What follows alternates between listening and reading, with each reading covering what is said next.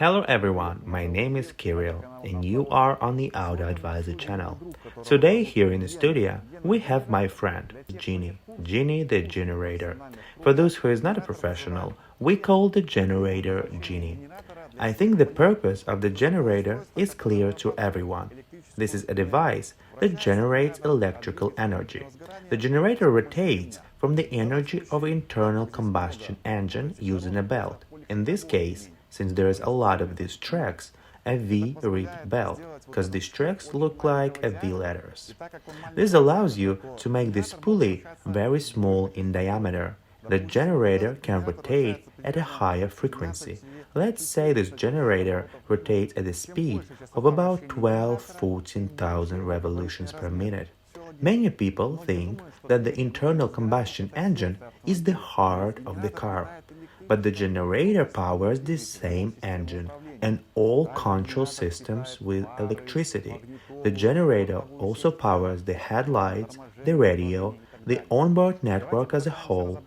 Let's try to figure out how the generator works. In fact, everything is simple.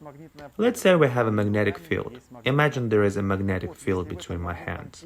So if some kind of a conductor is moved in this magnetic field, let's say a piece of wire like this pen.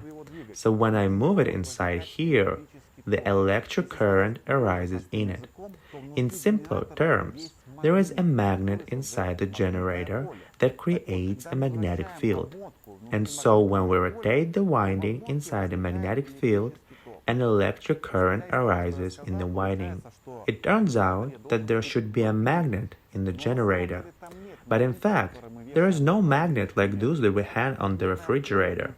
The magnetic field inside the generator is created by a special winding. So inside the generator, there are essentially two windings. One is called the stator. It does not rotate. And the second is called the rotor. It rotates, and when the first rotates inside the other, an electric current arises.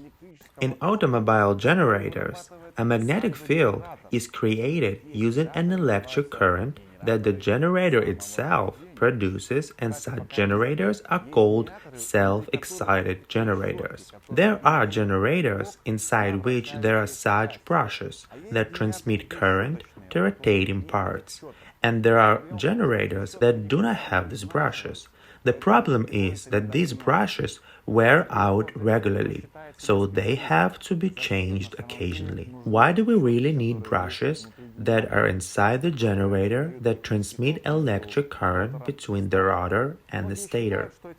Many people believe that these brushes just remove the electric current from the generator and transfer it to the car network. In reality, these brushes transfer electric current from the stator to the rotor in order to create a magnetic field inside it. Then there is a direction of current movement that goes in the opposite direction, not to the electric network of the car, but just to the rotor. There was a war of currents between Thomas Edison, who was a supporter of direct current, and Nikola Tesla, who was a supporter of alternating current. And so between these two giants, there was a war about what kind of current to use in our networks. And this war ended just recently. The New York finally switched to alternating current completely. Thus, Nikola Tesla won the war, and now alternating current is transmitted through all high-voltage networks. Also, an alternating current generator, which is called Alternator, works in the car. It is much more compact and its efficiency is higher than in the direct current generator. And now many of you should ask the question, but the car network runs on a direct current and the lead-acid battery, by the way, produces direct current, about 12 volts.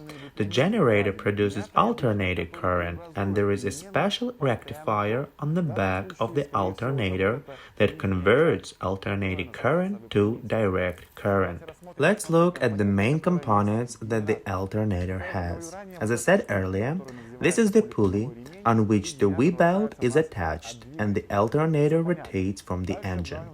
This is clear. Then, in my case, there is an impeller. Here it is. It rotates in this direction. It is designed to cool the generator. Further inside the generator, there are bearings on which the generator shaft actually rotates. By the way, sometimes these bearings fail and needed to be replaced. Obviously, there are two windings in the generator as I said before. The outer winding is called the stator, and the inner winding that rotates is called the rotor. So these windings sometimes get shorted. There are such cases, and the generator fails. Then it is necessary to either buy a new generator or wind the winding again in the workshops. Since we have already talked about the electrical components of the generator, there is also a so-called voltage regulator, in my case behind here. This device keeps the voltage in a certain range. Obviously, the generator also has brushes that transmit electric current from the stator to the rotor. But nevertheless, there are generators without these brushes, and because they do not have these brushes, they do not wear out. But this kind of alternators cost a lot more money because it is just more complicated in its design. We looked into the design of the alternator and discussed how it works. Now let's talk about breakdowns. All types of breakdowns are connected logically to the parts that alternator has. I suppose it's obvious. So what can go wrong? The first is the bearings. As I said, this rectifier, which converts alternating current to direct current, can also fail. Next is the voltage regulator. Then, if there are brushes, then the brushes or slip rings may fail. And yes, I almost forgot, another characteristic failure is the break or short circuit of the windings. How to understand that the problems you have are with the generator. In fact, everything is not that simple, since the generator always works in a tandem with the battery, and the failure signs can be a little bit similar. As a rule, if the car does not start, first look at the battery. But if everything is in order with it, it is simply discharged. It means the problem is most likely with the generator.